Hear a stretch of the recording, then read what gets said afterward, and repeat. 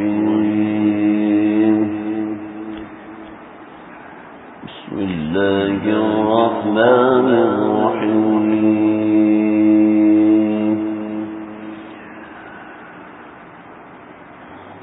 أأنتم أشد خلقا أم السماء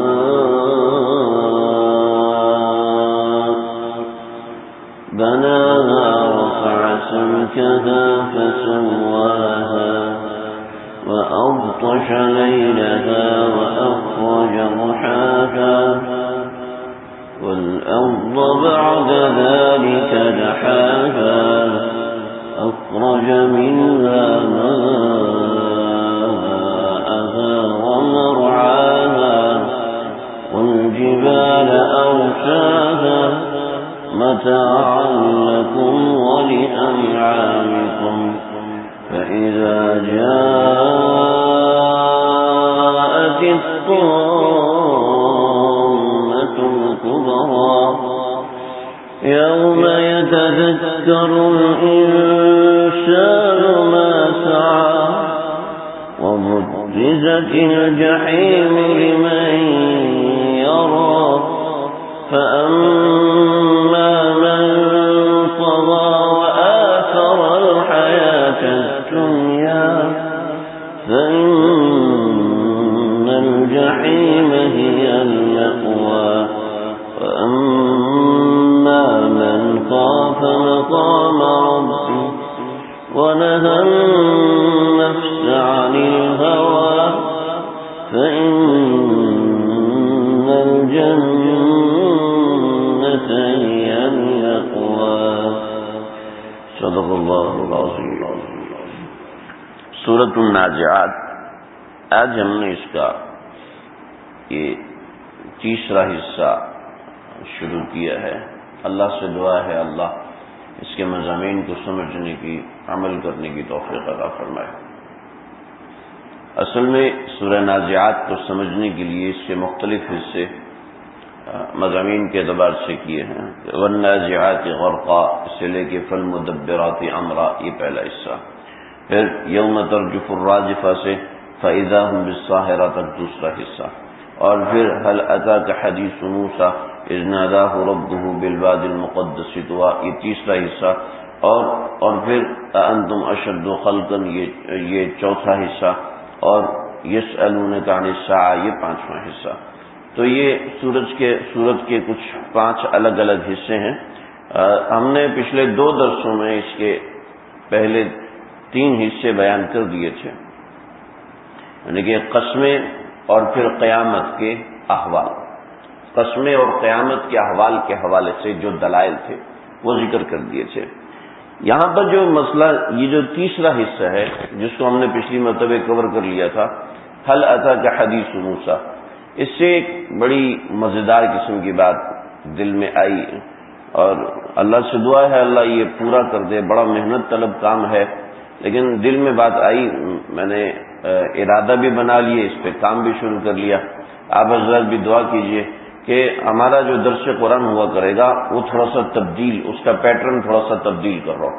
اگلی مرتبہ ہم انشاءاللہ سورہ نبا انشاءاللہ اللہ نے زندگی دی تو اس کو مکمل پڑھ لیں گے، اس لیے کہ اس میں ایک ہی مضمون ہے اور ایک ہی مضمون ابتدا تا انتہا اللہ رب العزت نے بیان فرمایا ہے. البتہ مختلف مضامین اس کے اندر اللہ رب العزت نے اشارہ فرمایا ہے، ہم ان کی طرف نہیں جائیں گے. یہ ایک ایسی چیز ہے جو آج تک میرے سامنے ہمارے پاکستان کے اندر تو اس طرح کی کوئی بات سامنے نہیں آئی، اور جو انٹرنیشنل اسپیکرز ہیں ان کو بھی میں نے سنا ہے، ان میں سے چند ایک لوگوں نے مختلف چند ایک عنوانات کو کھولا ہے لیکن مستقلاً اس کو کسی نے بیان نہیں کیا. تو اور یہ مضمون جب جیسے جیسے میں غور کرتا گیا تو یہ مضمون اتنا اہم ترین ہے. یہ اصل میں ایسا ہوا کہ مجھے میرے چچا کے بیٹے ہیں، میرے بڑے اچھے دوست بھی ہیں، چچا کے بیٹے بھی ہیں، بڑے رشتہ دار بھی ہیں. رشتہ دار تو ہیں لیکن بڑی ان سے گہری دوستی تھی. جب میں سادسہ کے سال گیا تو وہ انہوں نے تم مدرسے میں کیا پڑھتے ہو؟ میں نے کہا بتاؤں کیا پڑھتا ہوں. میں اس سال جلالین پڑھ کے گیا تھا. میں نے کہا بتاؤں میں کیا پڑھتا ہوں. کیا پڑھتے ہو ذرا بتاؤ. تو میں نے نا اس کو ایک طرف سے وہ جو سنانا شروع کیا، اس نے کہا کوئی خاص چیزیں، تو میں نے اس کو آدم علیہ السلام سے سنانا شروع کیا. تو جب میں تقریباً کئی دن گزرنے کے بعد اصحاب کہف تک پہنچا تھا تو کہنے لگا یار یہ تو قرآن تو بڑی مزیدار چیز ہے، ہمیں پتہ ہی نہیں. تو بس وہ بات تو بڑی پرانی ہوگی، کوئی 10-15 سال پرانی ہوگی. جیسے قصہ موسیٰ میرے دل میں تھا کہ اس کو مکمل طریقے سے جو یہ 5-6-7 آیات کے اندر بیان ہے اس کو مکمل طریقے سے بیان کر دوں گا.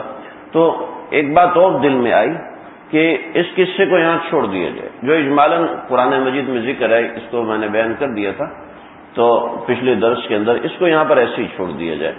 ہم انشاءاللہ سورہ نبا کو مکمل کرنے کے بعد مجھے آخر میں بھی یاد دلائیے گا، انشاءاللہ آخر میں بھی یہ بات کر دوں گا کہ سورہ نبا کو مکمل کرنے کے بعد جو قصص القرآن ہے، قرآن میں تقریباً 28 انبیاء کے قصے ہیں اور اس کے علاوہ 10-15 قوموں کے قصے ہیں اور چند ایسے اشخاص خاص ہیں ان کے واقعات ہیں. یہ تقریباً 40-50 تک چیزیں بنتی ہیں جو کہ بڑی جامع ترین ہیں اور بڑی زبردست ہیں. اگر ہمیں یہ چیزیں پتہ ہوں گی اور خاص طور پہ ہماری آنے والی نسل کو یہ چیزیں پتہ ہوں گی تو اس سے بہت زیادہ فائدہ ہوگا. جیسے بہت سارے پڑھے لکھے لوگ نبی کریم صلی اللہ علیہ وسلم کے بارے میں تو بہت کچھ جانتے ہیں الحمدللہ، لیکن وہ حضرت عیسیٰ کے بارے میں کچھ بھی نہیں جانتے، حضرت ادریس کے بارے میں کچھ بھی نہیں جانتے، حضرت ذوالکفل کے بارے میں کچھ نہیں جانتے، حضرت یوسف علیہ السلام کے بارے میں کچھ بھی نہیں پتا. حضرت موسیٰ کا قصہ کچھ سنا تو تھوڑا بہت ان کا سن لیتے ہیں، اور حضرت عیسیٰ کے بارے میں 1-2-4 باتیں کہ انہوں نے بچپن میں ماں کی گود میں کلام کیا تھا، بس اتنا پتہ ہوتا ہے. تو یہ میں جیسے جیسے غور کرتا گیا مجھے سمجھ میں آتی گئی کہ بڑا ضروری عنوان ہے، بہت اہم عنوان ہے، اور یہ عنوان خاصا مشکل بھی ہے. الحمدللہ میں نے اس عنوان پر کافی پہلے سے بھی تیاری رکھی ہوئی ہے. تو ہم انشاءاللہ یہ 30واں پارہ ہمارا مکمل ہو جائے. میرے ذہن میں مختلف چیزیں تھی، سورہ نور میں پردے کے احکامات، گھریلو آئلی زندگی کے معاملات بہت ضروری چیزیں ہیں سورہ نور کے اندر، تو وہ بھی انشاءاللہ اس مسئلے کے ضمن میں آ جائیں گی. نبی کریم صلی اللہ علیہ وسلم سے لے کر آدم علیہ السلام تک جو جتنے انبیاء گزرے، تقریباً 28 انبیاء ہیں جن کا ذکر قرآن میں آیا ہے، ان 28 انبیاء کا ذکر ہو جائے، اور پھر اگر موقع ہوا تو وہ انبیاء جن کا ذکر حدیث میں آیا، اور پھر اس کے بعد موقع ہوا تو صحابہ کا ذکر. تو اس درس قرآن کے عنوان کے تحت انشاءاللہ اللہ کرے گا تو یہ بڑی ایک جاندار قسم کی کوشش ہے جو کہ ہمارے معاشرے کی اس وقت بہت بڑی ضرورت ہے، علمی اعتبار سے بھی اور عملی اعتبار سے بھی. اس لیے کہ میں ابھی میری مسجد میں جو درس چل رہا ہے وہ سورہ یوسف پہ چل رہا ہے، اور سورہ یوسف کا جو درس ہے میں سنتا تھا کہ سورہ یوسف بڑی ایسی اور ایسی ہے اور مدرسے میں پڑھی تھی، لیکن اب جب درس کی باری آئی ہے اس میں ایسے ایسے عجیب مضامین ہیں جو کہ ان آج کے حالات کے عین موافق، آج کے یعنی ایسے لگ رہا ہے کہ یہ ساری باتیں آج کے زمانے کے لیے کہی گئی، یہ آج کے ایام کے لیے، آج کے نوجوانوں کے لیے. اس میں سے عجیب مسائل ہیں، جیسے سی وی بنا کے دینا، یہ جائز ہے نہ جائز ہے؟ کس دلیل سے جائز ہے؟ انی حفیظ علیم، اس سے ثابت ہوتا ہے کہ سی وی بنا کے دینا یا اقتدار کے لیے لڑنا، اقتدار کے لیے مقابلہ کرنا، یا صحابہ کرام کے آپس میں مقابلے ہوئے، بڑی عجیب و غریب قسم کی باتیں. تو انشاءاللہ میرا پورا ارادہ ہے، آپ لوگ بھی دعا کیجیے، اس حوالے سے کوئی ضروری مشورہ بھی ہو تو بھی اگر بتائیں گے تو میں بڑا شکر گزار ہوں گا. کہ مجھے تو یہ لگ رہا ہے کہ اس چیز سے انشاءاللہ فائدہ ہوگا. اگر کسی کے ذہن میں کوئی اور اچھی سوچ ہو، اس سے اچھا مشورہ ہو یا اس کی موافقت میں کوئی بات ہو تو مجھے بھائی ضرور بتائیں، انشاءاللہ اس سے فائدہ ہوگا، مجھے آپ کی رائے کا انتظار ہوگا. انتم اشد خلقا ام السماء، آج کا جو مضمون ہے اس مضمون کو پچھلے مضمون کے ساتھ جوڑا ہوا ہے. درمیان میں حضرت موسیٰ علیہ السلام کا قصہ ذکر کر دیا. اس سے پہلے جو کفار کہتے تھے قالوا تلك اذا كرة خاسرة يقولون انا لمردودون في الحافرة، کیا ہم پہلی حالت میں واپس آ جائیں گے؟ اذا كنا عظاما نخرة، جب ہم بوسیدہ ہڈیاں بن جائیں گے اس وقت واپس ہیں؟ قالوا، تو وہ کہتے تلك اذا كرة خاسرة، یہ تو واپسی بڑی خسارے والی ہوگی. تو یہ جو واپسی خسارے والی آپ کہہ رہے ہیں، یہ آپ ان کو کہہ رہے ہیں جنہوں نے ساری زندگی خسارہ نہیں اٹھایا. تو اس کا مطلب ہے کہ اس کا مطلب یہ ہے، جیسے ہمارے استاد جی فرماتے تھے نا، یا سبق کہاں سے شروع ہو رہا ہے؟ یہاں سے شروع. اے مڑا، یا تو تم پاگل ہو یا میں پاگل ہوں، میں تو ہوں نہیں لہذا تم ہی پاگل ہو. تو یہ مذاق اڑا رہے تھے کہ یا تو ہم خسارے میں یا تم خسارے میں. ہم تو کبھی خسارے میں ہوئے نہیں، لہذا تم جو باتیں کر رہے ہو یہ سب باتیں غلط ہیں، تم لوگ خسارے میں ہو، ہم لوگ خسارے میں نہیں. تو اس کا اللہ جواب دے رہے ہیں، انتم اشد خلقا ام السماء، یہ 6 فٹ کا انسان بنانا زیادہ مشکل ہے یا پھر آسمان کا بنانا زیادہ مشکل ہے. آسمان کے بارے میں پہلے ذکر کر چکا ہوں کئی چیزیں. ایک وہ بات جو میں نے ذکر نہیں کی، وہ بات اس لیے ذکر کر دوں تاکہ سمجھ میں آ جائے. انتم اشد خلقا ام السماء، تمہیں بنانا زیادہ مشکل ہے یا آسمان کو بنانا. آسمان کے اندر 2 باتیں ہیں. ایک بات کہ بنا ہم نے بنایا ہے، رفع سمکہا، اس میں اونچائی رکھی ہے، رفع سمکہ، اس میں اونچائی رکھی ہے.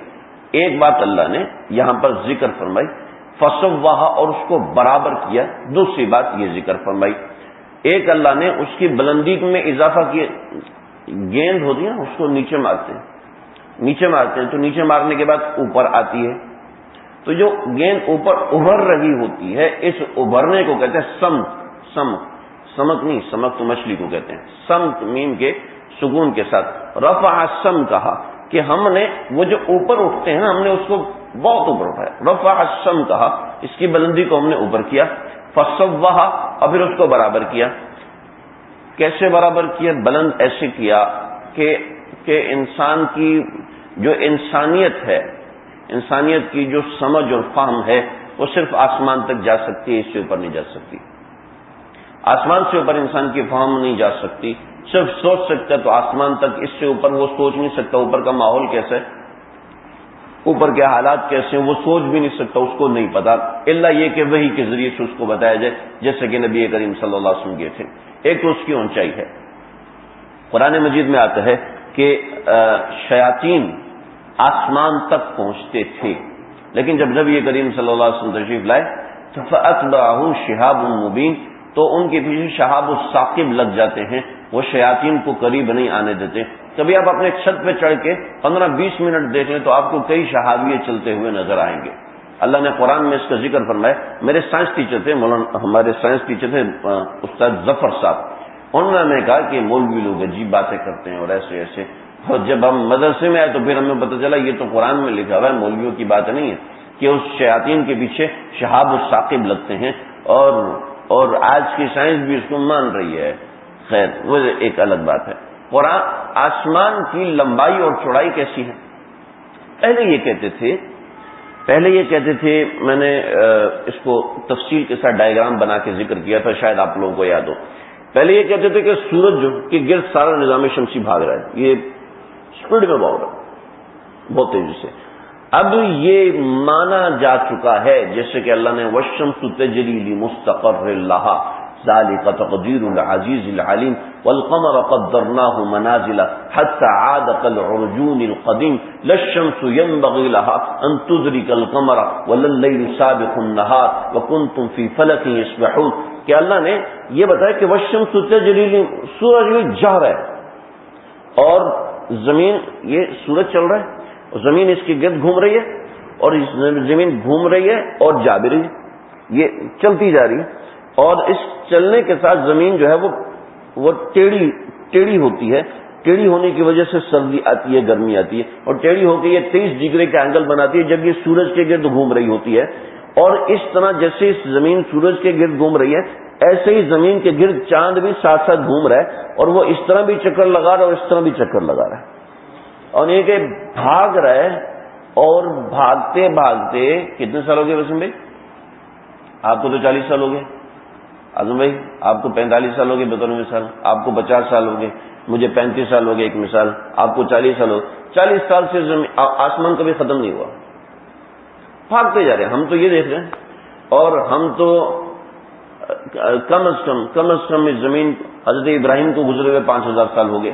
یہ زمین بھاگتی جا رہی، آسمان ابھی تک ختم نہیں ہوا۔ اس کا فسوا کتنا شاندار ہے کہ آج تک آسمان ختم نہیں ہوا، سورج بھی بھاگ رہا ہے، چاند بھی بھاگ رہا ہے، زمین بھی بھاگ رہی ہے، اتنا بڑا آسمان ہے، اور کروڑوں سال گزر چکے بنے ہوئے نظام کو بھاگتا جا رہا ہے، آسمان ابھی تک ختم نہیں ہوا۔ کتنی بڑائی ہے۔ ورفع سمکہا، بلند کیا، فسواہا، وأغطش لیلہا وأخرج ضحاہا، اس کی رات کو اندھیرا کیا، یعنی کہ رات اس کے اوپر چھا جاتی ہے، وأخرج ضحاہا، اور دن کو اس کے اوپر نکالا ہے، والأرض بعد ذلك دحاہا، اور اس کے بعد زمین کو پھیلایا ہے۔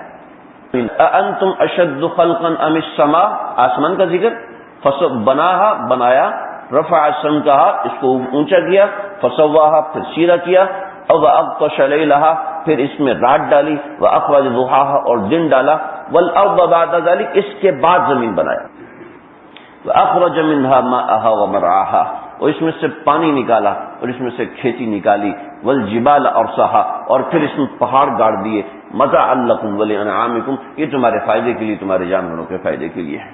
فإذا جاءت الطامة الكبرى، اور یہ زمین بنائی، اب زمین کے اندر سارا سسٹم چل رہا ہے، یہ آج ساری دنیا مان چکی ہے کہ سب بالکل صحیح ہے جو قرآن نے کہا، اس میں ایک قطرے کا فرق نہیں۔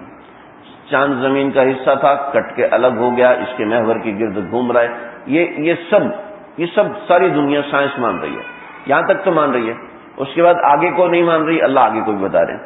فإذا جاءت الطامة الكبرى، پھر سب سے بڑا ہنگامہ آ جائے گا، یوم یتذکر الانسان ما سعى، انسان کو یاد آئے گا جو کچھ اس نے کیا ہوگا۔ آج ہمارا مضمون جو سمجھنے کا ہے وہ یہاں سے شروع ہو رہا ہے، پہلے تو بات تھیوریٹیکل تھی، اب یہ بات سمجھنے کی ہے۔ اللہ رب العزت یہاں آ کے نصیحت کرتے ہیں، اللہ کا نظام قرآن میں یہی ہے کہ اللہ نصیحت تھوڑی سی کرتے ہیں اور تذکرہ زیادہ ہوتا ہے، سمجھایا دلائل زیادہ دیے جاتے ہیں، نصیحت تھوڑی سی کی جاتی ہے تاکہ بات سمجھ میں آئے اور عمل کرنے کا جذبہ پیدا ہو۔ کہ یوم یتذکر الانسان ما سعى، اس دن انسان کو یاد آئے گا اپنا سارا کیا دھرا، جو کچھ اس نے کیا ہے وہ سارا کا سارا اس کو یاد آئے گا۔ بھائی دیکھیں، اس کا ایک طریقہ ہے، روزانہ رات سونے سے پہلے اس آیت کو سوچ لیا کریں، یوم یتذکر الانسان ما سعى، بھی کیا سوچنا ہے؟ باقی چیزیں تو سمجھنے کی تھی، اب یہ کرنے کی بات ہے۔ کیا سوچنا ہے بھائی؟ میں نے آگے کے لیے کیا کیا ہے جی، میں نے آگے کے لیے کیا کیا ہے، آج کی زندگی، آج کے دن کے لمحات میرے کتنے غفلت سے گزرے، کتنے لمحات میں نے ضائع کیے، کتنے میں نے گناہ کیے، کر لیے، کوئی بات نہیں، اللہ سے معافی مانگ لے، اللہ سے معافی مانگ لے۔ جو لمحات زندگی ضائع کیے، ما سعى، وہ آگے جا کے پتہ چلے گا۔ اس دن کسی عمل پہ رونا پڑے، اس سے بہتر ہے کہ آج اس کو دھو ڈالیں، اس کو استغفار کے ذریعے سے دھو ڈالیں۔ متاع زندگی جو ہے وہ مال، دولت، وہ کمانے کے لیے فرائض، واجبات، سنت موقدہ کو چھوڑا تو نہیں ہے، اللہ کو بھلا کر کسی نافرمانی میں شرکت تو نہیں کی۔ یہ عمل آپ کو مجھے یاد آئے گا، اس لیے کہ اللہ نے قرآن میں فرما دیا ہے، اور اللہ قرآن میں جو بات فرماتے ہے وہ میرا اور آپ کا عقیدہ ہے کہ حقیقت ہے۔ یوم یتذکر الانسان ما سعى، انسان کو یاد آئے گا جو اس نے کیا ہے، جو اس نے صحیح کیا، غلط کیا، وہ سارا اس کو یاد آئے گا۔ ہاں، جو استغفار کر کے معافی کرا لیے وہ بھلا دے گا۔ اور التائب من الذنب کمن لا ذنب لہ، کہ گناہ کر کے توبہ کرنے والا ایسا ہے جیسے کہ گناہ کیا ہی نہیں۔ التائب حبیب اللہ، توبہ کرنے والا اللہ کا حبیب بن جاتا ہے۔ تو یوم یتذکر الانسان ما سعى، انسان کو اس دن یاد آئے گا، انسان اس دن یاد کرے گا ما سعى، اپنے سارے کیے دھرے کو، کہ جو اس نے کیا ہے وہ سارا یاد آئے گا۔ دیکھو دوستو، یہ بات یاد رکھیے گا، یہ بات عمل میں ڈالیں کہ کوئی ایسا عمل نہ ہو کہ جس کو سوچتے وقت ہمیں رات میں شرمندگی ہو۔ آج ہم رات کو اگر شرمندہ ہو کے سو رہے ہیں تو قیامت کے روز بھی شرمندہ ہو کے اٹھیں گے، اور جب اعمال یاد آئیں گے تو اس وقت بھی شرمندگی ہوگی. تو اس وقت کی شرمندگی سے بچنے کے لیے آج اپنے اس عمل سے توبہ کریں. بھلے سے کوئی گناہ نہیں چھوٹتا. حضرت خواجہ صاحب فرماتے تھے، خواجہ صاحب نہیں، حضرت تھانوی رحمۃ اللہ علیہ کے سلسلے کے، فرماتے کہ لذتیں مل گئی ہیں آہوں کی، لذتیں مل گئی ہیں آہوں کی، ایسی تیسی میرے گناہوں کی. اس کو سوچ کے سویا کریں. اگر کوئی گناہ نہیں چھوٹ رہا تو اللہ سے معافی مانگتے رہیں. اس سے بڑے فائدے ہوتے ہیں. عام طور پر نوجوان یہ سمجھتے ہیں کہ اللہ سے معافی مانگتے رہیں، گناہ بھی کرتے ہیں تو چکر بازی ہے. چکر بازی نہیں ہے. کبھی معافی مانگتے مانگتے انسان کو شرم آنے لگتی ہے. اور گناہ ہمیشہ وہی شخص کر سکتا ہے جو گناہ پر جری ہو. جو گناہ پر شرمسار ہوتا ہے وہ کبھی نہ کبھی گناہ چھوڑ کے رہتا ہے، کبھی نہ کبھی. ما یسر من استغفر ان کان 70، حدیث میں آتا ہے، او کما قال، حدیث کا مفہوم ہے کہ وہ گناہگار اللہ کے ہاں نہیں لکھا جائے گا کہ جو گناہ پر اصرار نہیں کرتا. اور گناہ پر اصرار وہ شخص نہیں کرتا جو گناہ کے بعد معافی مانگ لے. اور اگر وہ 70 بار بھی گناہ کر کے 70 بار بھی معافی مانگ لے، اللہ کے ہاں گناہ گار نہیں لکھا جاتا. کیا وجہ ہے اس کی کبھی کوئی کھیل ہے شریعت میں؟ گناہ کرو پھر معافی مانگ لو، گناہ کرو کھیل نہیں ہے. اللہ انسان کے یہ ایک معالج ہوتا ہے، وہ دیکھ کے پہچان لیتا ہے اس کی آنکھیں پیلی ہو رہی ہیں، اس کو یہ مسئلہ ہے، اس کا جسم کانپ رہا ہے، لگتا ہے اس کو سردی لگ رہی ہے. معالج دیکھ کے اس کے جسم گرم ہے، لگتا ہے اس کو بخار ہے. پہچان لیتے ہیں نا، میں اور آپ بھی پہچان لیتے ہیں. یہ آج کے زمانے میں اتنی عام چیز ہوگی، آج سے 300 سال پہلے چلے جائیں کسی کو پتہ ہی نہیں تھا بخار کیا چیز ہوتی ہے. بس جسم تپ رہا ہے یہ ہوتا تھا، جسم درد کر رہا ہے یہ ہوتا تھا. ہار اور بخار تو ابھی مروج ہوا، یہ انگریزوں نے نام دیے فیور. تو بھائی یہ دیکھیں کہ ہمیں علامات آج پتہ چلنا شروع ہوگی، پہلے تو نہیں پتہ ہوتی تھی. بس اللہ رب العزت بھی انسان کی علامات کو جانتے ہیں. کوئی شخص استغفار کرتا ہے، معافی مانگتا ہے، تو معافی مانگنے کے بعد اللہ تعالیٰ اس کے مزاج میں ایک ندامت ڈالتے ہیں. خود ہی کہتے ہیں یہ تو کیسا منافق ہے، گناہ بھی کرتا ہے معافی بھی مانگتا ہے. خود بخود جب یہ لفظ ذہن پہ آ گیا تو کیسا آدمی ہے. جب یہ لفظ جب یہ بات ذہن پہ اٹھ گئی، اب یہ گناہ کو ضرور چھوڑے گا، بھلے سے یہ گناہ پر عاشق، بھلے سے یہ کہ میں نے کچھ بھی ہو جائے میں نے یہ گناہ نہیں چھوڑنا. اللہ اس کے دل میں ندامت بھریں گے. استغفار تیزاب سے زیادہ تیز ہے گناہ کو دھو دینے میں. تیزاب تو گندگی کو دھوتا ہے، استغفار تو تیزاب سے کئی گنا زیادہ تیز ہے. وہ گناہوں کو ایسے مٹا دیتا ہے کہ ان کا نام و نشان بھی نہیں رہتا. تیزاب سے تو نشان رہتا ہے نا کہ یہاں سے کوئی چیز مٹائی گئی ہے، لیکن استغفار سے وہ نشان بھی نہیں رہتا. اور اللہ اکبر، کتنی بڑی بات، اولئک یبدل اللہ سیئاتہم حسنات، کہ وہ کیا کہ گناہ مٹا دیا، اس کو وہ جگہ کو خالی نہیں چھوڑا بلکہ اس جگہ پہ نیکیاں بھر دیتے ہیں. تو اگر اپنی صحیح گندی ہے تو اس کی تلافی کرے استغفار کے ذریعے سے، اور اس کے لیے اس کے ساتھ کسی سے رجوع کریں کہ دیکھو مجھ سے گناہ نہیں چھوٹ رہا. کسی معالج سے، کسی اللہ والے سے رجوع کریں، مجھ سے یہ گناہ ہے، اپنی شرم کو خاک میں ملائیں. مفتی جمیل احمد صاحب کو حضرت مفتی جمیل احمد تھانوی نے حضرت خواجہ مجذوب رحمۃ اللہ علیہ کو لکھا کہ حضرت میں اللہ والا بننا چاہتا ہوں، آپ مجھے بتائیں. مفتی جمیل احمد بہت بڑے اللہ والے آدمی تھے. یہ سن 2000 کے بعد ان کو شہید کیا گیا تھا کراچی کے اندر، اور بڑا ایک نام تھا. تو انہوں نے حضرت مجذوب رحمۃ اللہ علیہ کو خط لکھا کہ حضرت مجھے کوئی طریقہ بتائیے کہ میں اللہ والا بن جاؤں. فرمایا شعر لکھا، پیش مرشد ذلیل ہو جاؤ، پیش مرشد ذلیل ہو جاؤ، متبع بے دلیل ہو جاؤ. پیش مرشد ذلیل ہو جاؤ، متبع بے دلیل ہو جاؤ، پھر تو حق کے خلیل ہو جاؤ، پھر تو سچ مچ جمیل ہو جاؤ، یعنی حق کے خلیل ہو جاؤ. اللہ. تو اور یہ ہے کہ وہ حضرت خواجہ صاحب رحمۃ اللہ علیہ نے لکھا ہے، ہاں مثل کی میاں خاک میں ملائے جا، ہاں مثل کی میاں خاک میں ملائے جا، شان میری گھٹائے جا، رتبہ میرا بڑھائے جا. جو شیخ کے پاس جاتا ہے اس کی ذلت بھی، عشق میں ذلت بھی عزت ہوگی، لی فقیری بادشاہت ہو گئی. تو اللہ کے عشق میں یہ چیز ایسے ہوتی. تو ما سعی اگر گندا ہے، سعی اگر گندی ہے تو اس کو اچھا بنائیں، اس میں پریشان ہونے کی بات نہیں، اس کو اچھا بنائیں. وبرزت الجحیم لمن یرا، اور ظاہر کر دی جائے گی جہنم لمن یرا، ان لوگوں کے لیے جو اس کو دیکھیں گے۔ اللہ ہماری حفاظت فرمائے۔ فاما من طغى، دو قسم کے عمل ہوتے ہیں۔ فاما من طغى، پس وہ لوگ جنہوں نے سرکشی کی، وآثر الحیات الدنیا، اور دنیا کی زندگی کو ترجیح دی۔ انسان جب بھی گناہ کرتا ہے، جب بھی کوئی عمل کرتا ہے، اس کے سامنے دو راستے لازمی آتے ہیں، دو راستے ہیں۔ صبح ٹھنڈ ہے، نماز پڑھوں نہ پڑھوں، دو راستے آتے ہیں۔ حرام اور حلال میں دو راستے آتے ہیں، ہر جگہ دو راستے آتے ہیں۔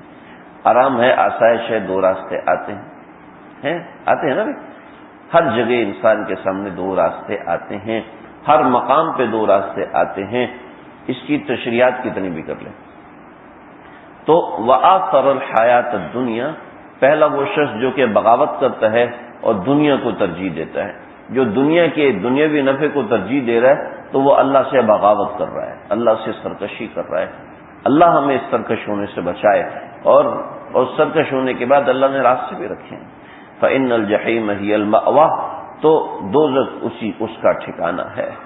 اللہ ہماری حفاظت فرمائے۔ اللہم احفظنا منہم۔ وَأَمَّا مَنْ خَافَ مَقَامَ رَبِّهِ، اور وہ شخص جو کہ اللہ کے سامنے کھڑا ہونے سے ڈرا، وَنَهَى النَّفْسَ عَنِ الْهَوَىٰ، اور دوسرے راستے کو اختیار کیا، یعنی اپنے نفس کو گناہ سے بچایا، تو فَإِنَّ الْجَنَّةَ هِيَ الْمَأْوَىٰ، تو جنت اس کا گھر ہے۔ دیکھو، اللہ نے میرے اور آپ کے لیے ٹھکانہ جنت اور جہنم کا رکھ دیا۔ اب میری اور آپ کی مرضی ہے کون سا ٹھکانہ پکڑتے ہیں، میری اور آپ کی مرضی ہے کون سی جگہ پکڑیں۔ ہاں، بادشاہ نے کہہ دیا اپنی بیوی سے کہ میں اگر جنتی ہوں تب تو تم میرے پاس ہو، اگر میں جنتی نہیں تو تجھے طلاق۔ اوئے ہوئے ہوئے، بیوی تو پردے میں چلے گی۔ سب نے کہا بھی یہ مسئلہ ہے، طلاق تو واقع ہوگی، اس لیے کہ کسی کو پتہ نہیں ہے کوئی جنتی ہے جہنمی ہے۔ دنیا میں تو کوئی کسی کو نہیں بتا سکتا، نہ کوئی کہہ سکتا ہے۔ محمود غزنوی تھا نا، محمود غزنوی، اس کو 3 سوالات ہوا کرتے تھے۔ بڑے بڑے مشائخ کے پاس جاتا تھا تو 3 سوالات وہ ان سے کرتا تھا، سب کی بولتی بند، سارے پریشان۔ سوال تو اس کے بڑے خطرناک تھے۔ پہلا سوال یہ ہے کہ میں اپنے باپ کا بیٹا ہوں یا نہیں ہوں؟ کیوں بھی کون جواب دے گا اس کا؟ کسی کو علم غیب تو ہے نہیں، کیونکہ اس کا باپ سبکتین، ان کا باپ تھا سبکتین، اور سبکتین بادشاہ تھا، ٹھیک ہے، اور بادشاہوں کی بہت بیویاں ہوتی ہیں، اور ظاہری بات ہے وہ ان کا خیال کرنا، اور یہ اسی کے ساتھ خاص ہے یا نہیں ہے کوئی پتہ نہیں۔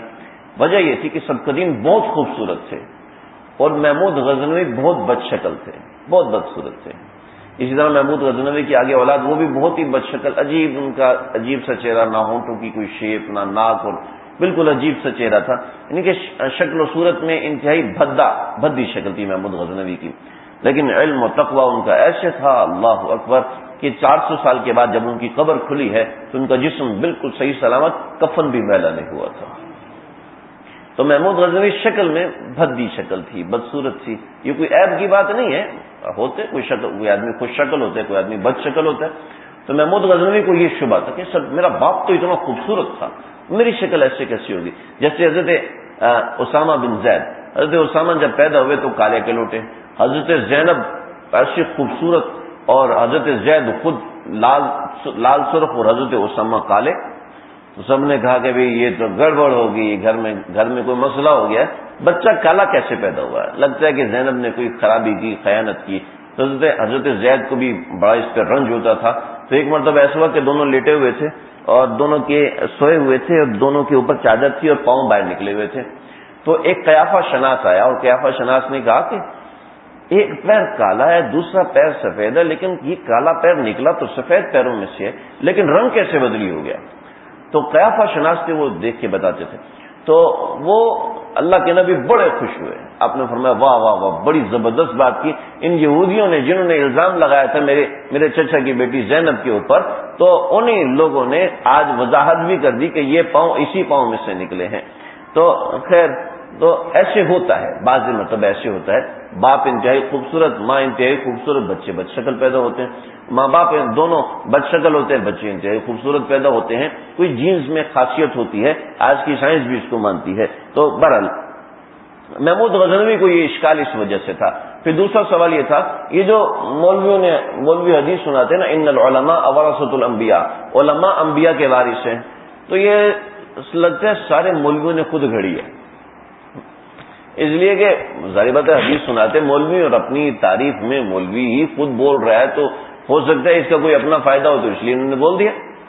تو مجھے نہیں لگتا کہ یہ صحیح حدیث ہوگی، یہ دوسری بات۔ اور پھر تیسرا سوال یہ تھا کہ میری بخشش ہوگی یا نہیں ہوگی، میں جنتی ہوں یا نہیں، اب کون جواب دے اس کا بھی؟ یہ حدیث تو مجھے لگتا ہے اب جو بھی تشریح کرے گا وہ تو مولوی ہوگا، تو مولوی تو اپنی ظاہر بات ہے ترجمہ نہیں کرے گا۔ تو ایک دن رات میں گشت کر رہے تھے محمود غزنوی، تو ایک طالب علم، ایک کوئی آدمی باربیکیو کر رہا تھا، گوشت بھون رہا تھا، تو اس کے ساتھ کھڑے ہوئے کتاب، اس کی روشنی میں کتاب دیکھ رہا تھا طالب علم۔ تو محمود غزنوی نے کہا بھائی جاؤ جاؤ جاؤ، یہ طالب علم لگتا ہے بڑا صادق ہے، اس کو ایک قندیل دے آؤ۔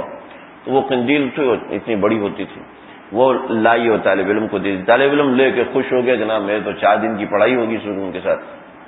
قندیل وہ ہوتی ہے، اس میں پیچھے بہت بڑی قندیل ہوتی ہے، بہت بڑی لالٹین سمجھ لیں، اس کے نیچے مادہ وغیرہ بھرا ہوتا ہے جو کہ جلتی رہتی ہے، اس میں کوئی مسئلہ نہیں ہوتا، 5-6 دن بھی جلاؤ تو جلتی رہا کرتی تھی۔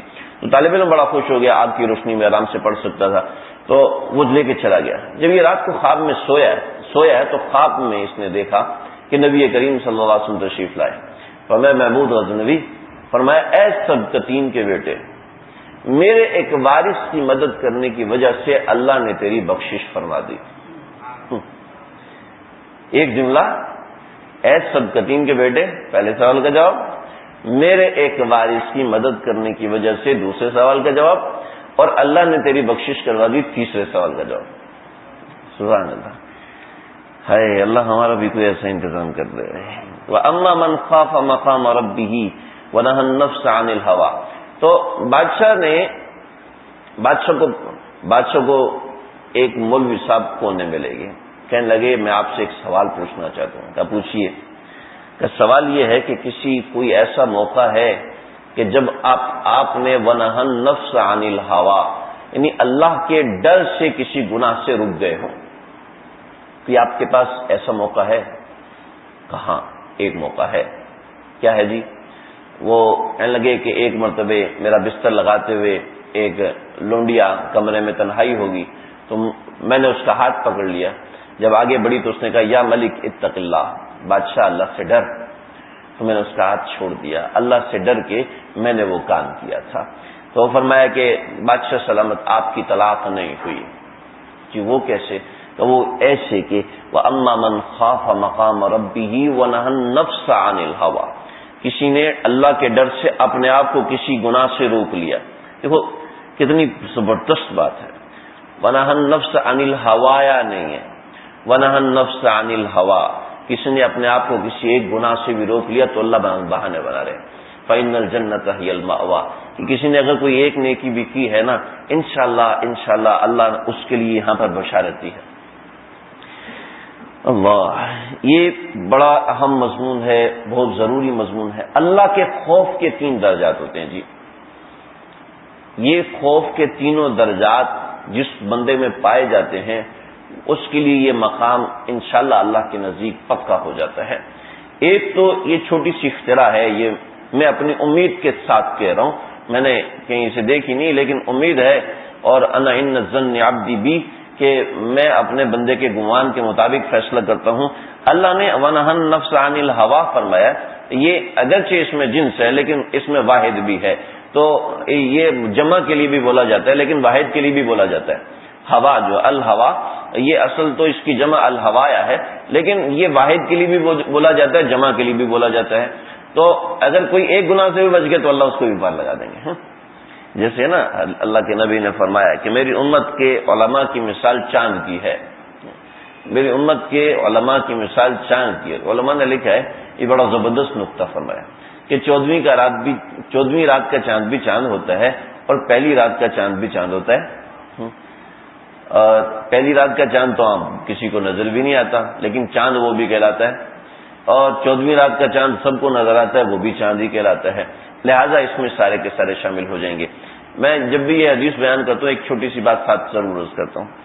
نبی کریم صلی اللہ علیہ وسلم کا ارشاد ہے، جو میری 40 حدیثیں یاد کر لے گا نا وہ میری قوم کے علماء میں شمار ہو جائے گا۔ تو یہ 40 حدیثیں کو مشکل ہے؟ بہت آسان ہے۔ قفلۃ کا غزوۃ، انما الاعمال بالنیات، الدین والنصیحہ، چھوٹی چھوٹی حدیثیں، چھوٹی چھوٹی اربعین کے نام سے کتابیں ملتی ہیں، چھوٹی انٹرنیٹ پہ بھی کتابیں موجود ہوتی ہیں، 40 حدیثیں ہیں، وہ لگ کے یاد کر لیں، اللہ انشاءاللہ امت کے علماء کی صف میں شامل فرمائے گا۔ خیر، تو اس لحاظ سے چھوٹے پہلی رات کا چاند بھی چاند ہوتا ہے، 14ویں رات کا چاند بھی چاند ہوتا ہے۔ ایک گناہ سے بچنا بھی گناہ سے بچنا ہے، 1 کروڑ گناہ سے بچنا بھی گناہ سے بچنا ہے۔ تو کوئی ایک گناہ سے بھی بچے گا تو اللہ انشاءاللہ اس کے ساتھ عافیت کا معاملہ فرمائیں گے، لیکن اس کی حفاظت کریں۔ نفس کی مخالفت کے 3 ونہى النفس عن الہوى کے 3 درجات ہیں۔ سب سے پہلا درجہ یہ ہے کہ اپنا عقیدہ کوئی خلاف شرع نہ رکھے، سمجھ رہے ہیں؟ عقیدہ صرف اور صرف اللہ کی ذات پر ہو کہ اللہ کے علاوہ میرا کوئی نقصان نہیں کرے گا، اللہ کے علاوہ میرا کوئی فائدہ، یہ فائدہ پہنچائے گا انشاءاللہ، یہ فائدہ پہنچائے گا، یہ میرے والد صاحب ہے، یہ میرا کام کریں گے، یہ میرے بھائی صاحب ہے، یہ میرا دوست ہے، میرا کام کریں گے، لیکن اللہ کی مرضی سے کرے گا۔ 100% امید اس پر نہ ہو، 100% امید اللہ پہ لگائے، اور اگر 100% امید کسی سے ہو بھی جائے تو کوئی گناہ کی بات نہیں ہے، لیکن اصل عقیدہ یہ ہو کہ کرنے والی ذات اللہ کی ہے۔ تو سمجھ لیں یہ سب سے پہلا عقائد باطلہ سے بچنا، یہ سب سے پہلی چیز ہے جنتی عمل کے لیے، سب سے پہلی چیز ہے۔ دوسری چیز، معصیت سے بچیں اور شبہ معصیت سے بچیں۔ معصیت یعنی کہ گناہ، ہر گناہ سے بچے، یہ ہے وَأَمَّا مَنْ خَافَ مَقَامًا۔ وَأَمَّا مَنْ خَافَ مَقَامًا پہلا کیا چیز ہے جی؟ عقیدہ صحیح ہے۔ دوسری چیز ہے معصیت سے بچے اور شبہ معصیت سے بچے۔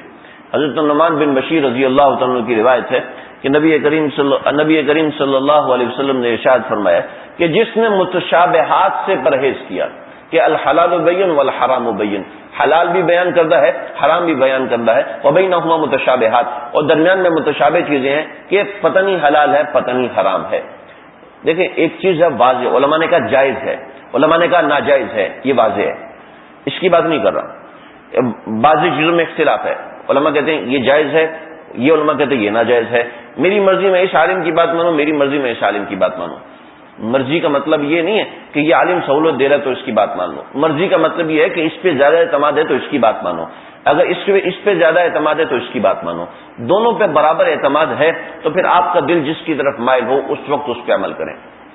یہ الحلال بین والحرام بین، یہ ایک بات بہت اہم مسئلہ ہے، اس کو سمجھ لیں۔ ہم ہر چیز کو متشابہ میں شامل کر دیتے ہیں، ہر چیز متشابہ میں شامل نہیں ہے، ایسا نہیں ہے۔ جس کو علماء فرما دیں کہ یہ جائز ہے، صرف علماء کے فرمانے سے جائز نہیں ہوگی، علماء اللہ کا حکم بیان فرماتے ہیں، اس لحاظ سے بتا رہا ہوں کہ جس کو علماء فرما دے جائز ہے تو جائز ہے، اور جس کو علماء فرما دے ناجائز ہے وہ ناجائز ہے، اور جس کے بارے میں کہیں کہ بھئی یہ مشکوک ہے بچ کے رہیں، اس کو کہتے ہیں متشابہات، ان سے بھی بچ کے رہنا ہے۔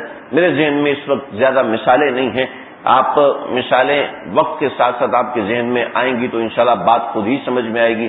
جو چند ایک مثالیں میں وہ یہاں پر دینا نہیں چاہتا۔ تو نبی کریم صلی اللہ علیہ وسلم نے فرمایا کہ جس نے متشابہات سے پرہیز کر لیا اس نے اپنی آبرو اور دین کو بچا لیا، اور جو شخص متشابہات میں مبتلا ہو گیا وہ بالآخر محرمات میں بھی مبتلا ہوگا۔ سمجھ گئے؟ تو یہ ایک بنیادی بات ہے کہ معصیت سے بچنا ہے اور شبہ معصیت سے بھی بچنا ہے۔ یعنی کہ ایک چھوٹی سی مثال سمجھنے کے لیے دوں کہ ٹخنے سے شلوار اوپر رکھی ہوئی ہے، لیکن بالکل ایسے رکھی ہوئی ہے کہ ٹخنے کو ساتھ ٹچ ہو رہی ہے، ٹخنے کے ساتھ ٹچ ہو رہی ہے، تو یہ شبہ معصیت ہے، چاہیے کہ اس سے اوپر کر لے، کیونکہ ہو سکتا ہے کہ تھوڑی دیر بعد شلوار تھوڑی سی نیچے ہو تو یہ گناہ میں مبتلا ہو جائے۔ تو یہ شبہ معصیت سے بھی اپنے آپ کو بچانا ہے، یعنی جس سے ایسا لگے کہ یہ گناہ میں مبتلا ہو رہا ہے، یہ شخص گناہ میں مبتلا ہو رہا ہے، بس وہ ہے شبہ معصیت، اس سے بھی بچنا ہے۔ یہ دو باتیں ہوگی، اللہ کا خوف اور جنت پانے کے لیے پہلی چیز عقیدہ صحیح، دوسری چیز معصیت اور شبہ معصیت سے بچے. دو باتیں. تیسری بات، ذکر اللہ اور مجاہدے کی کثرت سے اللہ کا تعلق حاصل کرے. ذکر اللہ اور مجاہدے کی کثرت سے اللہ کا تعلق حاصل کرے، اور اللہ کا تعلق اسی وقت حاصل ہوگا جب انسان ذکر اللہ کی کثرت کرے یا مجاہدہ کرے، لیکن کسی کے ماتحت ہو کے مجاہدہ کرے. مفتی اعظم پاکستان حضرت مفتی شفیع عثمانی صاحب رحمۃ اللہ علیہ نے بڑا زبردست مضمون لکھا ہے. آج مضامین اتنے زیادہ تھے میں اگر پڑھ کے سناتا تو 8-10 صفحات بن رہے تھے، لیکن مجھے یہ مضمون بہت ضروری لگا کہ میں یہ مضمون آپ کو پڑھ کے سناؤں. فرمایا کہ نفس کی مخالفت ان چیزوں میں جو صریح طور پر گناہ ہیں اور سیئات ہیں، یہ تو اگر کوئی کوشش کرے تو با اختیار خود بھی اس میں کامیابی حاصل ہو سکتی ہے، لیکن ہوائے نفس یعنی نفس کی خواہشات یہ وہ ہیں جو عبادات اور اعمال حسنہ میں شامل ہو جاتی ہیں. بڑی ضروری بات ہے، عبادات میں ہوائے نفس شامل ہو جاتی ہے، اور کیا اور اعمال حسنہ یعنی اچھے اعمال میں شامل، عبادات مطلب نماز میں بھی یہ چیز شامل ہو جاتی ہے. کیسے ہوتی ہے بھی بتاؤ. ریا، جس سے ریا شامل ہو جاتی ہے نماز کے اندر، نمود شامل ہو جاتی ہے، خود پسندی تقریر میں شامل ہوگی. وہ اللہ واز کرنا ہے، حدیث سنانی ہے، قرآن سنانا ہے، اس میں خود پسندی شامل ہو جاتی ہے. یہ ایسے دقیق گناہ ہیں اور شدید ہفائے نفس ہیں جس سے انسان خود دھوکا کھا جاتا ہے، اپنے عمل کو درست اور صحیح سمجھتا ہے. یہی وہ ہوائے نفس ہے جس کی مخالفت سب سے پہلے اور سب سے زیادہ ضروری ہے. مگر اس سے بچنے کا صحیح علاج اور مجرب نسخہ اس کے سوا کوئی نہیں کہ انسان کسی شیخ کامل کو تلاش کرے جو کسی ماہر شیخ کی خدمت میں رہ کر مجاہدات کر کے عیوب نفس اور ان کے معالج سے واقف ہو چکا ہو اور اپنے آپ کو اس کے حوالے کر دے اور اس کے مشورے پہ عمل کرے. امام یعقوب کرخی رحمۃ اللہ علیہ فرماتے ہیں، میں اپنی ابتدائی عمر میں نجار تھا، یعنی لکڑی کا کام کرتا تھا. اپنے نفس میں سستی اور باطن میں ایک ظلمت محسوس کی تو ارادہ کیا کہ چند روز روزے رکھوں تاکہ یہ ظلمت اور سستی دور ہو جائے. تو اتفاقاً اسی روزے کے حالت میں ایک روز شیخ اجل امام بہاء الدین نقشبندی رحمۃ اللہ علیہ کی خدمت میں حاضر ہوا. شیخ نے مہمانوں کے لیے کھانا منگایا، مجھے بھی کھانے کا حکم دیا، اور تو انہوں نے بتایا کہ میرا روزہ ہے، میں تو نہیں کھاؤں گا، لیکن بتانے کے انداز میں کچھ اور نظر آیا. فرمایا کہ بہت ہی برا آدمی ہے جو اپنی ہوائے نفس کا بندہ ہے، جو اس کو گمراہ کرنے والی ہے. فرمایا کہ کھانا کھا لینا اس روزے سے بہتر ہے جو روزہ ہوائے نفس کے ساتھ ہو. میرے روزہ ہوائے نفس یعنی کہ روزہ رکھنے سے ایک فخر محسوس، لوگوں سے نیک ہوں، یہ کھانا کھا رہے ہیں. یہ کیسا قید ہے نفس کا جو عین وقت پہ ظاہر ہوتا ہے. عام طور پہ اس وقت میں کسی کو بھی نہیں ہوگا، لیکن عین وقت پہ سامنے آتا ہے. فرمایا کہ مجھے اس وقت احساس ہوا کہ میرا نفس عجب اور خود پسندی کا شکار ہو رہا ہے، جس کو شیخ نے محسوس کیا. مجھے ثابت ہو گیا ذکر اور شغل اور نفلی عبادت کسی شیخ کامل کی اجازت اور ہدایت سے ہوتی ہیں، کیونکہ وہ مقاصد نفس سے واقف ہوتا ہے. جس نفل عمل میں کسی نفس کا قید ہوگا اس سے وہ اس کو روک دے گا. شیخ نقشبندی قدس سرہ سے عرض کیا کہ حضرت اگر ایسا شیخ جس کو اصطلاح میں فانی فی اللہ اور باقی باللہ کہا جاتا ہے، فانی فی اللہ یعنی ایسا شیخ جو اللہ کی ذات میں فنا ہو اور اس کی ذات میں صرف اللہ کی ذات باقی ہو اور اس کی ذات میں کوئی مکر، کوئی پیسے لوٹنا، کوئی عزت مانگنا، کوئی ایسی چیز نہ ہو، باقی باللہ ہو. تو فرمایا کہ کسی کو میسر نہ ہو تو وہ کیا کرے؟ یہ بڑا اچھا سوال ہے. اگر کسی کو ایسا شیخ میسر نہیں جو فانی فی اللہ ہے، کسی کو ایسا شیخ میسر نہیں جو باقی باللہ ہے، کہ جو صرف اللہ کے لیے کہتا ہے، صرف اللہ کے لیے روکتا ہے، صرف اللہ کے لیے منع کرتا ہے، کسی اپنے غصے کی وجہ سے نہیں کرتا. اب کسی کو ایسا شیخ میسر نہیں ہے تو وہ کیا کرے؟ تو شیخ نے فرمایا کہ اس کو چاہیے کہ وہ استغفار کی کثرت کرے. کتنا آسان جواب دیا، کتنا مزیدار جواب دیا. استغفار کی کثرت کرے. کیسے کثرت کرے؟ وہ ہر نماز کے بعد 20 مرتبہ پڑھ لیا کرے. بھائی یار سبحان اللہ تو کہتے ہیں ہر نماز کے بعد 20 مرتبہ استغفار کر لے. 5 وقت نماز پڑھنے سے 100 مرتبہ استغفار ہو جائیں گے. اور آپ صلی اللہ علیہ وسلم کا ارشاد ہے بعض اوقات اپنے قلب میں قدورت محسوس کرتا ہوں تو اس لیے ہر روز اللہ سے 100 بار استغفار پڑھ لیتا ہوں، اس سے طلب مغفرت کرتا ہوں۔ اللہ اکبر، کیسی پیاری بات ہے۔ اللہ پھر آگے فرمایا تیسرا اعلیٰ درجہ مخالفت نفس کا یہ ہے کہ کثرت ذکر، جیسے میں نے یہاں ذکر کیا آپ کو بتایا، لیکن یہ بڑا پیارا لکھا ہے، فرمایا کثرت ذکر اور مجاہدات اور ریاضت کے ذریعے اپنے نفس کو مزکا بنا لے کہ اس میں ہوائے نفس باقی نہ رہے جو انسان کو شر کی طرف کھینچتی ہے۔ ذکر اللہ کرنے سے انسان کے مزاج میں ہوائے نفس نہیں رہتی، کم ہو جاتی ہے۔ یہ مقام ولایت خاصہ کا مقام ہے، اسی شخص کو حاصل ہوتا ہے جس کو صوفیہ کی اصطلاح میں فانی فی اللہ اور باقی باللہ کہا جاتا ہے، اور یہی لوگ قرآن کی اس آیت کے مصداق ہیں جو کہ شیطان کو مخاطب کر کے کہے گی ان عبادی لیس لک علیہم سلطان، ان عبادی لیس لک علیہم سلطان، یعنی میرے خاص بندوں پر شیطان تیرا قابو نہیں چلتا، اس لیے کہ وہ ذکر کی کثرت کی وجہ سے، ریاضت کی وجہ سے وہ اتنے مضبوط ہو چکے تھے شیطان ان پہ حملہ نہیں کر سکتا۔ اور یہی مصداق ہے اس حدیث کا کہ نبی کریم صلی اللہ علیہ وسلم نے فرمایا کہ لا یؤمن احدکم حتی یکون ہواہ تبعا لمن جئت بہ، کہ تم اس وقت تک کامل مومن نہیں ہو سکتے جب تک کہ اس کی ہوائیں، اس کی خواہشات نفس میرے احکامات کے تابع نہ ہو جائیں۔ اور وہ تابع کیسی ہوتی ہیں؟ جیسے کہ آگے ذکر فرمایا کہ ذکر کرنے سے، مجاہدے کی برکت سے، ذکر اور مجاہدہ، سب سے پہلی چیز عقیدہ صحیح، نمبر 2 گناہ سے بچنا، اور نمبر 3 ذکر اور مجاہدہ، اور یہ سب چیزیں کسی شیخ کی صحبت میں ہوں تو وہ سب سے زیادہ بہتر ہے۔ جو لوگ اللہ سے ڈرے ہیں، جن لوگوں نے اللہ کا ڈر پالا ہے، اس کو سمجھانے کے لیے میں 2-4 باتیں عرض کروں گا تاکہ وہ بات ہمارے دل میں اتر جائے کہ اللہ کا ڈر انسان کے مزاج میں کیسے ہوتا ہے۔ اس درجے تک ڈر مطلوب نہیں ہے جو ڈر میں آپ کو بتانے لگا ہوں، لیکن اس کا کچھ حصہ ہو مزاج کے اندر کہ اللہ کے سامنے کھڑے ہونے کا ڈر ہو۔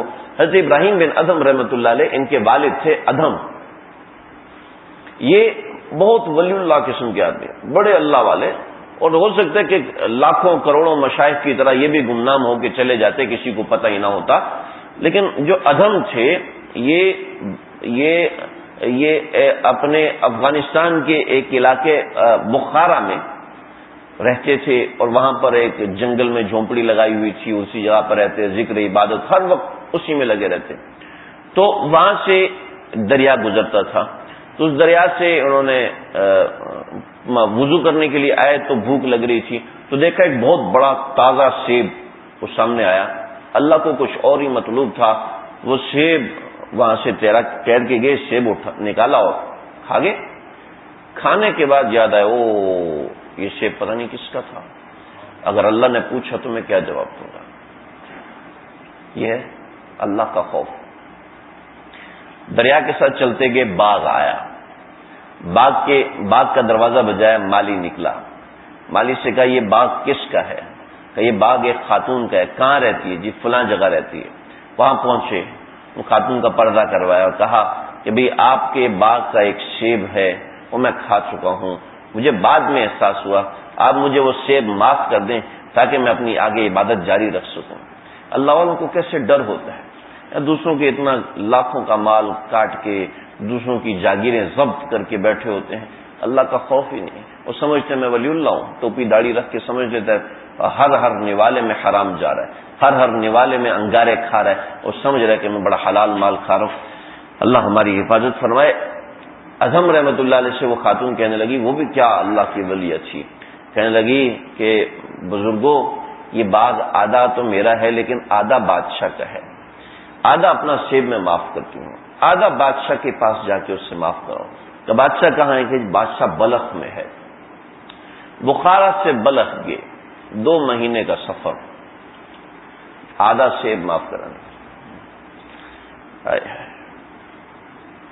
بلخ پہنچے، بادشاہ کے دربار میں، بڑے دھکے کھا کے بادشاہ کے پاس، بادشاہ سے وقت لیا کہ میں بخارا سے حاضر ہوا، فقیر آدمی ہوں، میں نے آپ کا فلاں باغ جو کہ بخارا میں ہے، میں نے اس کا ایک سیب بغیر اجازت کے کھا لیا، آدھا تو میں معاف کرا آیا ہوں، آدھا آپ کا ہے وہ مجھے معاف کر دیں۔ بادشاہ ان دنوں اپنی بیٹی کے رشتے کی وجہ سے پریشان تھا، بیٹی کو اللہ نے چوٹ لگائی ہوئی تھی، اس کو شہزادے پسند نہیں آ رہے تھے۔ بیٹی کے پاس آیا، کہنے لگی بیٹی، ایک نوجوان آیا، 25 سال عمر ہے،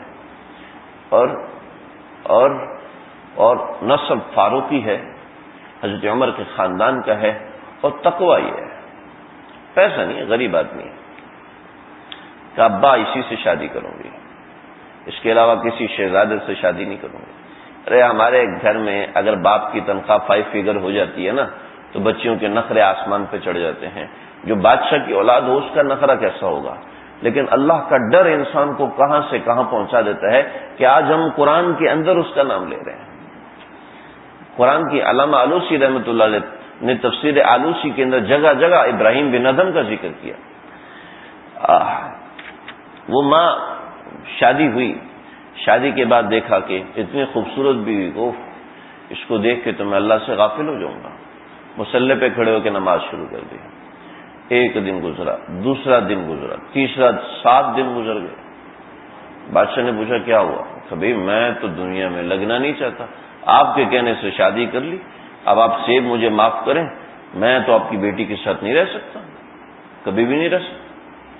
کہا جب تک اجتماع نہیں ہوگا میں نہیں سیب معاف کروں گا۔ تو اس اللہ کے بندہ بیوی سے ملا، بیوی سے ملنے کے بعد غسل کیا، غسل کر کے مصلی پہ کھڑا ہوا، سجدے میں گیا کہ اللہ اتنی بڑی نعمت، پتہ نہیں حق ادا ہوگا یا نہیں ہوگا، دل پھٹ گیا، وہیں پر انتقال ہو گیا۔ جو ایک بار ملاقات ہوئی تھی اس سے پیدا ہوئے حضرت ابراہیم بن ادھم رحمۃ اللہ علیہ، سلطان الاولیاء، سلطان بلخ، ابراہیم بن ادھم، اللہ اکبر۔ تو یہ اللہ کا خوف انسان کو ایسا، پھر ابراہیم بن ادھم جو بادشاہ بنے اور پھر اپنی سلطنت کو چھوڑا، یہ اس تقوی کا اثر تھا۔ ماں باپ کے ڈرنے کا اثر اولاد میں منتقل ہوتا ہے، ماں باپ کی جرت کا اثر اولاد میں منتقل ہوتا ہے۔ ایک عورت بادشاہ نے عوام پر ٹیکس لگایا کہ حکومت کے پاس پیسہ کم ہو رہا ہے تو عوام پر خریداری میں ٹیکس لگایا، تو ایک عورت نے اپنا سارا زیور بوری میں جمع کیا اور بادشاہ کو بھیج دیا کہ بادشاہ کو یہ دے دیں، کہہ دیں کہ عوام پر ٹیکس نہ لگائیں، یہ جو پیسہ چاہیے میرے زیور سے وصول کر لیں۔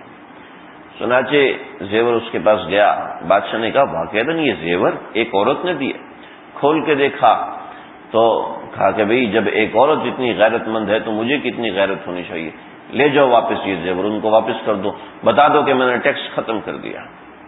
جب اس عورت کے پاس وہ لے کر گئے وہ زیور، اس نے کہا کہ بھئی کیا ہوا؟ کہ بادشاہ نے کھول کے دیکھا تو وہ حیران رہ گیا کہ اتنا زیادہ زیور ایک عورت نے دے دیا۔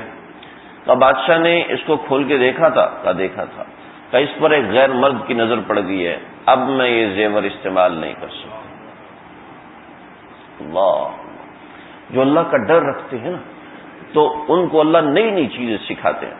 اس درجے ڈر ہمیں مطلوب نہیں ہے، اس درجے ڈر مطلوب نہیں، لیکن جو مقرب ہوتے ہیں نا، مقرب، حسنات الابرار سیئات المقربین، ان کا ڈر بھی اس درجے کا ہوتا ہے بھائی۔ پوری زندگی باپ نے پالا اور بیٹا جوان ہوا اور بیٹے کی لاکھوں تنخواہ لگی، اور ابو آج سے میں آپ کو ہر مہینے 300 روپیہ دیا کروں گا، تو کیا کرے گا؟ کہ اگر جتنے چپل رکھے نا سارے تمہیں ماروں گا، مسجد کی چپل تیرے اوپر ختم کروں گا، تو کیا سمجھتا ہے؟ اور اگر کوئی دوسرا آدمی 300 روپے دے تو جزاک اللہ آپ کا بھائی، بڑی مہربانی۔ بیٹے کی نیکی تھی لیکن باپ کو وہ جرم اور گناہ لگی، اس لیے کہ وہ مقرب تھا، مقرب کی وہ نیکی اس کو گناہ لگے، 300 روپے تو مجھے دے گا، شرم نہیں آتی؟ تو بھائی حسنات الابراری، جس جیسے بندہ اللہ کا قرب پاتا ہے، اس کا مزہ ہی ہو رہا ہے۔ اس کے ایک اور قصہ سنا کے میں بات آگے بڑھاتا ہوں۔ بغداد کے اندر ایک تاجر تھا، بہت بڑا تاجر، بغداد کا سب سے بڑا تاجر مانا جاتا تھا، اس بڑا شریف نیک دل انسان تھا۔ اس کی بیوی کو شک ہوا کہ یہ لگتا ہے کہ اس کے سفر زیادہ ہو گئے، حالانکہ پہلے بھی اس کا بزنس اتنا تھا، ملازم بھی اس نے بڑھا لیے، سفر اتنی زیادہ کیوں ہو گئے اس کے؟ سمجھ میں نہیں آ رہی. تو ایک ہی شک ہے سب کو پتہ ہے نا، اس شک یہ ہے کہ اس نے دوسری شادی کر لی ہے، کہ ہر مہینے سفر پہ جا رہا ہے. پہلے تو 6 مہینے بعد جاتا تھا، سال کے بعد جاتا تھا، اب ہر مہینے سفر میں جا رہا، لگتا ہے کہ شادی کر لیا. تو اس کی ایک آیت تھی، ہر عورت کی کوئی نہ کوئی عورت خاص ہوتی ہے نا، تو وہ عورت خاص تھی. اس نے کہا یار اس کو چیک کرو. اس نے سفر کیا اس آدمی کے پیچھے، جو قافلہ جا رہا تھا اس میں نقاب پہن کے بیٹھ گئی یہ بوڑھی عورت، اور جناب دیکھا کہ واقعتاً اس نے دوسرے شہر میں شادی کی ہوئی ہے. اب یہ عورت کو پتہ چلا تو پاگل ہو گئی، کیا کروں. لیکن اللہ کا ڈر اس عورت کے دل میں ایسے تھا، اس نے کہا کہ میرے شوہر نے اپنا حق استعمال کیا، اگر کہیں میرا حق مارے گا تو میں بتاؤں گی اس کو. لیکن وہ اللہ کا بندہ ایسا تھا کہ اس نے بیوی کا کوئی حق نہیں مارا. اس نے ہمیشہ جیسے پہلے پیسے خرچ کرتا تھا، جیسے پہلے خدمت کرتا تھا، وہی سب کرتا رہا. بیوی نے بھی برداشت کر لیا اور ٹھنڈی ہو گئی. کچھ عرصہ گزرا تو اس تاجر کا انتقال ہو گیا. اب تاجر کی کروڑوں کی جائیداد تھی، وہ کروڑوں کی جائیداد اس عورت کو ملی. 8واں حصہ بیوی کا ہے، بقیہ حصہ اولاد کا ہے، تو 8واں حصہ بھی کروڑوں میں تھا. کیوں بھائی؟ اب شریعت کا مسئلہ ہے، شریعت کا مسئلہ ہے کہ 8واں حصہ بیوی کا ہے یا بیویوں کا ہے. کسی کی 4 بیویاں، کسی کی 3 بیویاں، کسی کی 2 بیوی، کسی کی 1 بیوی، لیکن 8واں حصہ بیویوں میں تقسیم ہوگا، 1/8 بیویوں میں تقسیم ہوگا. اب یہ 8واں حصہ اس کے پاس آیا تو اللہ کی، اب تاجر نے کسی کو بھی نہیں بتایا کہ میری دوسری شادی اس شہر میں ہے. اس اللہ کی بندی نے کہا نہیں، یہ آدھے پیسے میرے اوپر حرام ہے. یہ کس نے مجبور کیا؟ اللہ کے خوف نے مجبور کیا. آدھے پیسے میرے اوپر حرام ہے. یہ آدھے پیسے اس میں سے کاٹے، اس کا قافلہ بنایا، کئی اونٹوں کا وہ قافلہ بنا، اور قافلہ بنا کے ایک ملازم کو ایک پرچی دی کہ یہ پرچی لو اور فلاں علاقے میں یہ پتہ ہے ایک خاتون رہتی ہے، اس کو جا کے دے دو.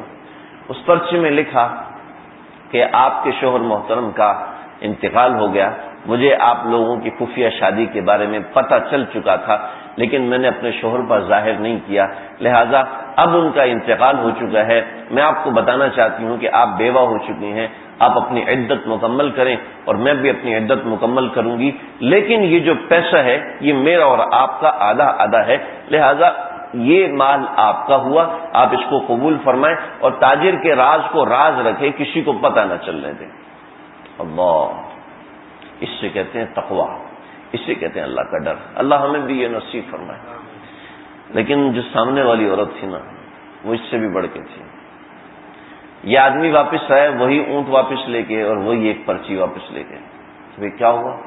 میں اس کے پاس گیا، اس نے کہا یہ 10 کے 10 اونٹ واپس لے جاؤ، یہ جتنے بھی اونٹ تھے یہ سارے واپس لے جاؤ، یہ پرچی ان کو دے دینا. پرچی پہ کیا لکھا تھا؟ پرچی پہ لکھا تھا کہ میری بہن، مجھے بہت افسوس ہے آپ کے شوہر کا انتقال ہو چکا ہے، آپ اپنی عدت میں ہیں، لیکن آپ سے محبت اتنی بڑھ گئی. بڑی تفصیلی خط ہے، میں مختصر بتا رہا ہوں کہ آپ سے محبت ایسی بڑھ گئی کہ آپ کے دل میں اللہ کا خوف، آپ کے دل میں اللہ کا تعلق ایسا مضبوط ہے کہ آپ نے نہ شوہر کے اوپر ظاہر کیا اور نہ ان پیسوں کو اپنے پاس رکھنا گوارا کیا. لیکن آپ کی اطلاع کے لیے عرض ہے کہ تاجر کافی عرصے پہلے مجھے طلاق دے چکے ہیں، لہذا میں ان کی بیوی نہیں رہی، لہذا یہ مال میرا نہیں ہو سکتا، آپ کا ہے، آپ ہی کو مبارک ہو. اس زمانے میں لوگ اللہ سے ایسے ڈرا کرتے تھے. آج کے زمانے میں بھی ایسے لوگ ہیں، اسی وجہ سے زمین کا وجود قائم ہے. حضرت والا رحمۃ اللہ علیہ، بہت سے لوگ ہوتے، میرے پاس بھی پچھلے دنوں کچھ لوگ آئے تھے کہ بھئی میں اپنے علاقے محلے میں بہت شریف تھا، لوگ امانتیں بھی میرے پاس رکھواتے تھے، تو 3-4 لوگوں نے اپنا پلاٹ جو ہے میرے نام پہ لگا دیا اور میرے نام پہ لگا کے خود وہ دوسرے ملک چلے گئے. اب میں کیا کروں؟ تو آج کے زمانے میں بھی ایسے لوگ ہیں. حضرت والا رحمۃ اللہ علیہ کے نام پر ایک بڑی جائیداد کسی خاتون نے لگائی تھی کہ یہ میں آپ کے حوالے کرتی ہوں، پھر میں اس کو بیچوں گی. اور یہ وہ اس زمانے میں تقریباً 1969 کی بات ہے کہ کروڑوں کی جائیداد اس وقت میں تھی. تو لیکن وہ کوئی انڈیا کی خاتون تھی جنہوں نے حضرت والا کے نام پہ لگوائی تھی. تو وہ شخص آیا، وہ انتہائی بدتمیز مزاج. واللہ علم وہ حقیقت میں بدتمیز مزاج تھا یا پھر وہ ظاہر کر رہا تھا بدتمیزی تاکہ میں سختی کروں گا، یہ ہماری زمین ہے، ہمیں واپس کرو. تو حضرت والا نے اس کے آنے سے پہلے سارا کام کروا کے رکھا ہوا تھا. وہ آئے، حضرت والا نے ان کے نام پر جو دستخط کرانے تھے وہ فارمیلٹی پوری کی، وہ فارمیلٹی کر کے زمین ان کے حوالے کی. تو وہ شخص جب جانے لگا تو حضرت والا کے قدموں میں بیٹھ کے رونے لگا. کہا حضرت آپ جیسے لوگ زندہ ہیں تو دنیا قائم ہے، ورنہ قیامت آ چکی ہوتی. تو یہ ہے جو اللہ سے ڈرتا ہے، اللہ کا ڈر جس کے دل میں ہوتا ہے وہ اس کے لیے وَنَهَى النَّفْسَ عَنِ الْهَوَىٰ فَإِنَّ الْجَنَّةَ هِيَ الْمَأْوَىٰ. یہ تو بڑی بڑی باتیں ہیں. آج کل تو چھوٹی چھوٹی چیزوں پہ کہ چھوٹا سا تنہائی میسر ہوئی گناہ کر لیا، چھوٹا سا موقع ہوا گپ شپ لگا لیا خاتون کے ساتھ، چھوٹا سا موقع ہوا کوئی نامناسب حرکت کر لی جو کہ شریعت کے خلاف ہے. چھوٹی چھوٹی باتوں پہ اللہ کو ناراض کر دیتے. یہ تو بڑی بڑی باتیں ہیں. اللہ ہمیں چھوٹی سے لے کے بڑی باتیں ہر ایک میں اپنا تعلق نصیب فرمائے. فَإِنَّ الْجَنَّةَ هِيَ الْمَأْوَىٰ. نبی کریم صلی اللہ علیہ وسلم کا ارشاد ہے اللہ نے ہر شخص کے لیے 2 مقام بنائے ہیں، ایک مقام جنت میں بنایا، ایک مقام جہنم میں بنایا. اب اس کی مرضی ہے وہ کس مقام کا انتخاب کرتا ہے. اللہ یسألونک عن الساعة، اور یہی کفار آپ سے قیامت کا سوال کرتے ہیں ایان مرساہا کہ یہ کب آئے گی. فیما انت من ذکرہا، بھئی تمہیں کیا مسئلہ ہے؟ تم تو کہتے ہو نا ہم مر کے مٹی ہو جائیں گے، تمہیں کیا مسئلہ ہے؟ تم کیوں پوچھتے ہو؟ اس کا مطلب ہے تمہیں بھی ڈر لگتا ہے کہیں نہ کہیں قیامت آئے گی. الی ربک منتہا، اس کا علم اللہ کے پاس ختم ہے. انما انت منذر من یخشاہا، اے نبی تم تو صرف خبردار کرنے والے ہو. اس کے بارے میں سورہ عبسہ کے اندر تفصیلی بات کر چکا ہوں، یہاں ضرورت نہیں. کأنہم یوم یرونہا لم یلبسوا الا عشیۃ او ضحاہا. اور یہ جو لوگ ہیں، یہ جو آج گناہ کو چھوڑ نہیں رہے اور کفر کو اختیار کیے ہوئے ہیں، ان کے لیے ایسا کأنہم یوم یرونہا، یہ اس دن کو ایسے دیکھیں گے کہ لم یلبسوا الا عشیۃ او ضحاہا، کہ وہ کہیں گے دنیا کے اندر ہم یا تو ایک رات رہے تھے یا دن رہے تھے. دنیا کی زندگی اتنی مختصر ہے جو ہمیں لمبی نظر آتی ہے، جس میں ہم بور ہو کے گناہ میں مبتلا ہونے کی کوشش کرتے ہیں. اللہ ہم سب کی حفاظت فرمائے. انشاءاللہ سورہ نبا کے بعد ہم قصص القرآن کے حوالے سے موضوع کو شروع کریں گے. اگلے ہفتے انشاءاللہ ہم سورہ نبا کو مکمل پڑھیں گے، اس لیے کہ ساری سورہ نبا کے اندر ایک مضمون ہے. اور جیسے سورہ نازعات کے اندر 4-5 مضامین تھے، لیکن سورہ نبا کے اندر ایک مضمون ہے، اس میں ہم ترجمہ دیکھیں گے. اما پارا ہمارا انشاءاللہ اگلے ہفتے مکمل ہو جائے گا، اللہ زندگی دے، استقامت دے. تو اس کے بعد انشاءاللہ ہم قصص الانبیاء یا قصص القرآن کے عنوان سے درس قرآن کیا کریں گے. اللہ سمجھنے کی عمل کرنے کی توفیق عطا فرمائے. وآخر دعوانا الحمدللہ رب العالمین. اللهم ربنا تقبل منا انك انت السميع العليم وتب علينا انك انت التواب الرحيم. اے اللہ جو کہا ہے سنا ہے، کہنے والا سننے والے سارے محتاج ہیں.